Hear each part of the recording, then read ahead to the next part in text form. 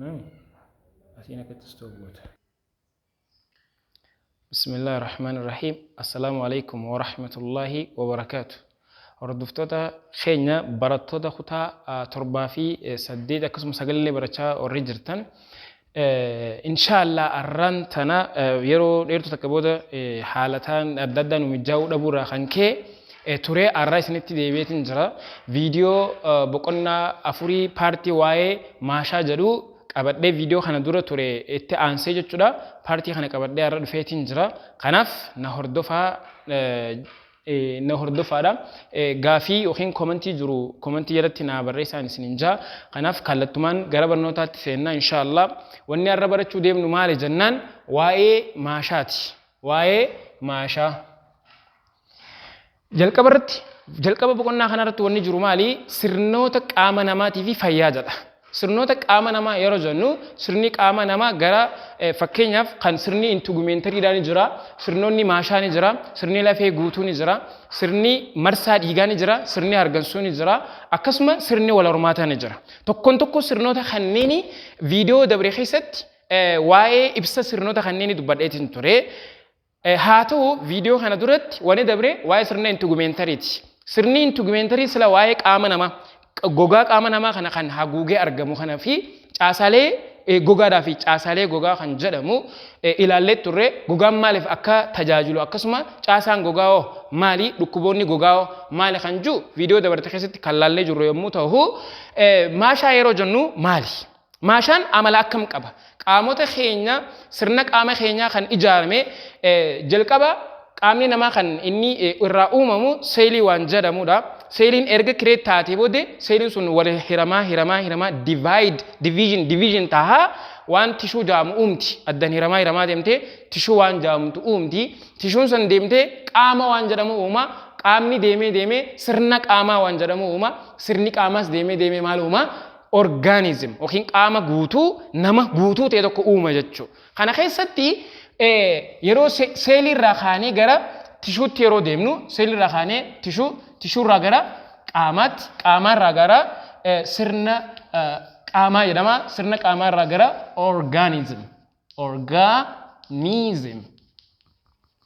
organism bakka jedhamu kana keessatti organismii jechuun namaas dabalatee lubbuu qabeeyyii biroo fakkeenyaaf maal fudhachuu dandeenya bineensota beeyladoota kanneen fudhachuu dandeenya organismii jennaan isaan san maali beezikiin isaanii maali wanni isaan irraa kireettaan maali just ka'umsi isaanii seelii waan jedhamu jechuudha so seelii booda tishuu jira jennee tishuu kana keessatti tishuu maashaa waan jedhamu jira waa'ee maashaa san laallagamma maashaan sirnoota qaamaa keessaa sirna qaamaa bakka inni kanatti sirnoota qaamaa san keessaa tokko sirnoota qaamaa kan jedhan keessaa tokko sirna maashaati sirni maashaa maal qaba caasaalee of jalaa qaba gosoota qaba akkasuma dalagaa qaba tokkon isaanii yoo laallu maashaadha jechuun yookiin caasaaleen isaanii maali yoo jennu maashaan maashaalee jechuudha maashaalee gogaa keenyaan uwwifamanii argaman hedduutu jira jedha maashaa yeroo jennu caasaalee maashaa yookiin gogaa keenyaan uwwifaman hedduutu jira maashaan sunis fakkeenyaaf maashaa fuulaa kan jedhamu jira maashaa qomaa kan jedhamu jira maashaa irree harkaa kan jedhamu jira irree harkaa gara olii gara gadii kan jennu akkasuma maashaalee lukaa jechuudha kunniin gosoota yookiin caasaalee maashaa kan gogaa keenya kanaan uwwifamanii argamanidha akkasuma ammas gosoota maashaa kan jedhamus ni jira gosoonni maashaadha maashaa injichaa maashaa saffaa akkasuma maashaa onnee jennee maashaa bakka sadiitti qooduu ni dandeenya maashaan maali dalagaan isaa amalli maashaan qaamota keenya kan biroo irraa qabu maali yoo jennee maashaan qaama harkifachuu fi diriiruudhaan yookiin kottoonfachuu fi diriirfachuudhaan sochii qaamaatiif gargaaru sochii qaamaa guutuu kan gara keessaatti argamuu fi gara alaatti argamu fakkeenyaaf gara alaa yeroo jennu irreen keenya yeroo kottoonfatuu fi diriirfatu akka nuti bakka takkaa kaanee gara bakka biraatti akka deemnu ispoortii akka hojjennu every gochoota qaama keenyaan hojjennu kan gama alaatiin argamu maashaaleen gara alaatiin argamu sochii qaamaatiif kan nu fayyadan jechuudha maaliin amala kottoonfachuu fi diriirfachuu waan qabaniif yoo harkifates yoo kottoonfatus amala kottoonfachuu fi diriirfachuu waan qabuuf jecha akka nuti deemnu nu dandeessisa jechuudha sochii akka goonu wanni nu dandeessu maali jennaan maashaa maashaan gara keessaatti argamu maali? Maashaaleen gara keessaatti argaman soorata fakkeenyaaf nyaata yeroo nyaannu nyaata eega nyaanne nyaanni kuni qaama keenya keessa akka inni qaamota sirna bullaa'insa nyaata keessa akka deemu kan godhu maashaadha jechuudha. Gama dhiigaatti yoo fudhanne ammas dhiigni qaama keenya keessa olii gad akka geejjibamu. Seelonni dhiiga baadhatanii gara onneetti, onneerraa gara qaamaatti geejjibamuudhaaf they use the method. Isaan maaliif fayyadaman? Maashaa waan jennu kana jechuudha. So kanaaf maashaan sochiiwwan qaama keenya guutuu isa gara keessaatii fi gara alaatti raawwatamu kan akka nuti raawwannu nu dandeessisu maali jennaan jechuudha? Maashaa jennaan. So mee tokko tokkoon haa ilaallu. Maashaa injichaa kan jedhamu yoo ilaalle waa'ee maashaalee gosoota maashaalee sadeen keessaa maashaan injichaa maashaa lafeedhaa wajjin tishuu ribuu jedhama wajjin walitti hidhata bakka bu'udha. Tishuun ribuu kun tishuu harkifachuudhaa fi kottonfachuudhaan lafeen keenya akka rigatan uumne jidduu lafee keenyatti riganni akka uumamne lafeen keenya yeroo sochoonu waan rigata yookiin sochii waan olii gadii waan godhuuf jecha riganni akka uumamne taasisuudhaan akka namni socho'u taasisu jechuudha. Maashaa lafee irratti hidhamuudhaan tishuu ribuu jedhamuun hidhamanii argamudha jira. Eenyu wajjin? Lafee wajjin. Maashaan lafee wajjin walitti hidhata qabu yookiin walitti hidhaadha. Kan wanni walitti isa hidhe maali? Lafee fi foon keenya kana kan walitti hidhe maali jennaan tishuu ribuu jedhama. Tishuu ribuu jedhama. Wanni inni gargaaruufis sochiidhaaf. Inni biraa inni namas maal jedhama? Maashaa fedhii jedhama. Maashaa fedhii jedhama. Because waan ajaja sammuu keenyaatti waan hojjetuuf. Ajaja qaamni keenya yookiin onneen keenya qalbiin keenya itti kennuun sammuun keenya kontirool godhu waan hojjetuuf maashaa fedhii jedhama jechuudha. Akkasuma maashaan injichaa kuni maashaa lafee jedhamuudhaan beekama. Because lafeedhaa wajjin walitti hidhata waan qabuuf. Faayidaan maashaa kanaa maali? What the use of this method? Faayidaan maashaa kanaa maali? Tokko kottonfachuu fi diriirfachuudhaan sochii qaamaa guutuu akka nuti taasifnuuf kan nu gargaaru jechuudha. Sochii qaamaa deemuu, taa'uu, ka'uu. Kanaaf kan akka nuti sochii kana akka raawwannuuf wanni nu gargaaru maashaa maali jennaani? Maashaa injichaa jennaan jechuudha. Inni lammataa maashaa saffaati. Maashaan saffaa gosoota maashaa keessaa tokko ta'ee inninis dhaaba keessa ujummoo nyaataa. Dhaaba keessa ujummoo nyaataa. Fakkeenyaaf afaan irraa ka'ee sirnoonni ujummoo nyaataa afaan irraa ka'ee isoofagasii iddoo jedhamuun gara garaachaa gabbu'ee garaachaa keessatti dabree gara marrimaan qallaa gara marrimaan furdaa deema. Maashaan keessoo sirna ujummoo nyaataa kana uwwisee gara keessaatiin argamu maashaa saffaa jennaan. Normaalii akkasuma ammas ujummoolee dhiiga baadhatanii deeman. Keessa ujummoo dhiiga baadhatee deemu kana dhiiga raabsituudhaa fi dhiiga deebistuu keessoo isaa qaamni haguugee argamu gara keessaatiin haguugee qaamni argamu maashaa saffaa jedhama jechuudha. Akkasuma caasaalee keessoo biroo.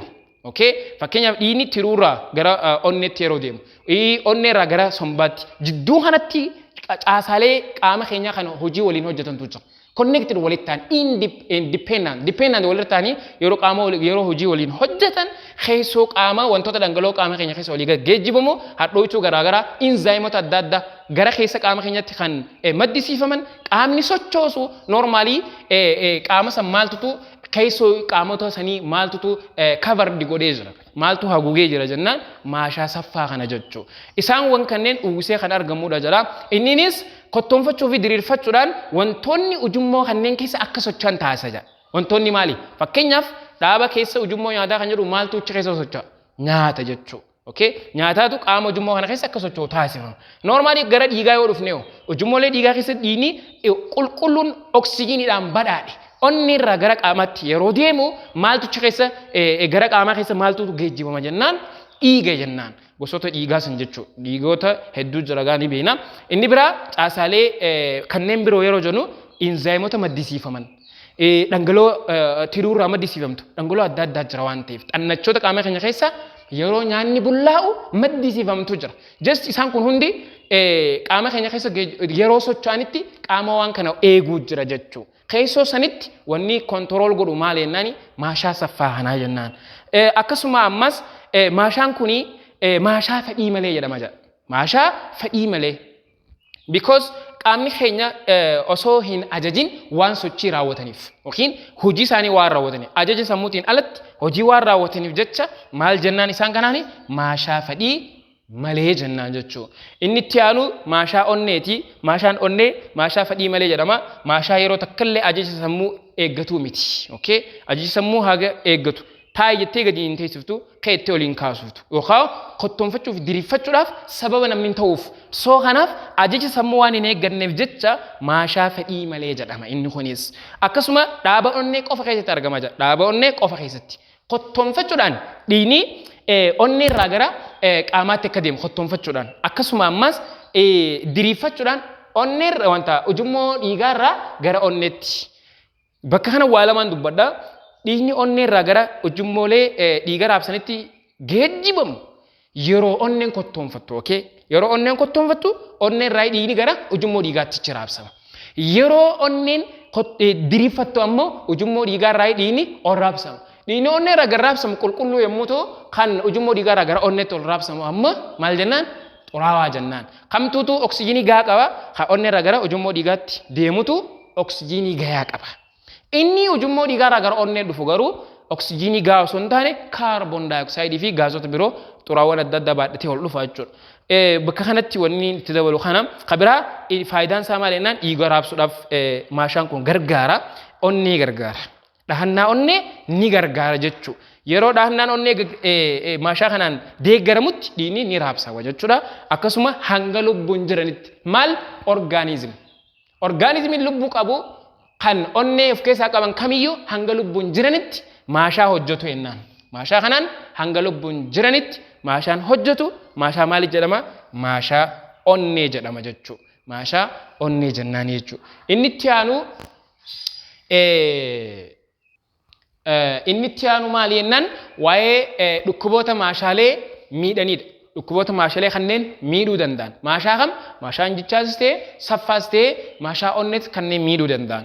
Dhukkuboonni isaan kana miidhuu danda'an yookiin dhukkuboonni maashaalee maal fa'aadha yoo jenne tokko qindoomina dhabuu maashaaleeti. Yeroo akkitti wajjin waliin hojjetan mala yookiin adeemsa inversite yookiin walii faallaa ta'een hojjetan jenne. Yommuu maashaan tokko diriirfatu tokko immoo ni kottoonfata jennee ture. Akka inni itti waliin hojjetu akkasi. Deemuudhaaf tokko kottoonfachuu qaba tokko diriirfachuu qaba.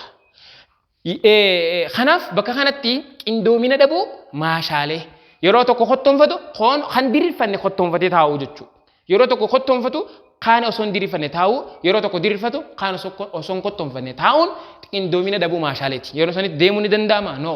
Socho'uun hin danda'amu jechuudha. Fakkeenya dadhabina rakkoo akkanaatiif mallattoo akkamtu jira tokko tarkaanfachuu dadhabuu akkasuma liqimsuu dadhabuu akkasuma qindoomina maashaan kun argachuu dadhabuudha maal jennaan dhukkuba maashaaleeti. Kunis maaliin dhufuu danda'a? Maashaan kun akka inni itti dhufuu danda'u sochii humnaa ol hojjechuu hamma hojjechuu qabdu ol hojjechuu jechuudha. Hamma hojjechuu qabdu ol hojjechuu boqonnaa kennuu fi dhabuu qaama ifiitiif boqonnaa yoo kennuu baattee yeroo dheeraa takka kan hojjettu ta'e maashaan namaa dadhabaa deema. Akkasuma yeroo sochii hojjettu keessatti maashaalee yookiin seelota adda addaa kan du'antu jira. Seelonni du'an suni xuraawaan qaama keessa jiru yoo gara alaatti hin baane xuraawaan qaama keessa jiru gara alaatti yoo hin baane dhukkuboota maashaa kanneeniif saaxilamuu dandeenya jechuudha. Kottoofannaa dadhabuun rakkoowwan qindoomina dhabuu maalii jennaani maashaalee yookiin muscular dystrophy kan jedhamu kana muscular dystrophy kana jechuun maal jechuudha afaan ingiliffaatiin qindoomina dhabuu maashaalee jedhama jechuudha. Inni lammaffaadha dadhabbii maashaati. Muscular fatigue. Dadhabbii maashaadha tokko xuraawaan hedduun qaama oomishamuudhaan osoo hin bahin qaama namaa keessa turu. Namni ispoortii godhaa oolee osoo qaama hin dhiqan xuraawaan qaama keessa turu sun gara alaatti osoo hin baane yoo haturu ta'e. Okay? Yoo haturu ta'e rakkoo maaliitiif saaxilamuu dandeenya? Rakkoo dadhabina maashaatiif qaamni keenya saaxilamuu danda'a jechuudha. Akkasuma ammas wal harkisuu maashaati. Wal harkisuun maashaa dhukkuba biraa isinitti hin fakkaatin. Qaamni namaa yoonii fi tarkaanfachuu yoo fi akka barbaadu yoo tarkaanfachuu dadhabdi. Deemuu yoo dadhabdi. Yoo suuta ka deemtu taate suuta gatteesse suuta ka ol kaatu yoo taate. Maal jedhama? Wal harkisuu maashaa rakkoo wal harkisuu maashaatu dhufee jechuudha. Kana keessatti maaliin uumamuu danda'a? Tasa garmalee harkifamu balaan faan gisee uumame. Balaan kagee namarra geessu tasa akka malee humnaa ol harkifamuu jechuudha. Qaamni namaa humnaa ol harkifamuu akkasuma hammaa ol dhiifamuu qaama namaatiin dhukkuba dhufuu danda'utu wal harkisuu maashaa jedhama. Because balaan cimaan tokko yoo namarra ga'e yeroo muraasa booda gara hospitaalaa deemamee achi gaafa deemamu namaas suuta ol si kaasa namaas suuta gassi buusa. Namaas suuta gassi baasa namaa ol si deebisa jechuudha.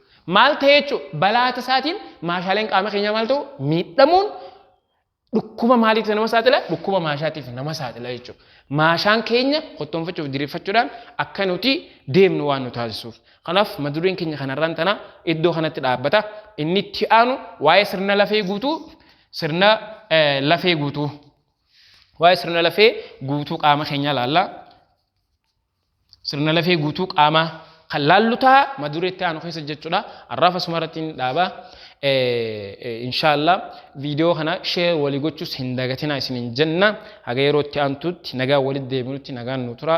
Assalaamu alaykum wa rahmatullahi wa barakatuh.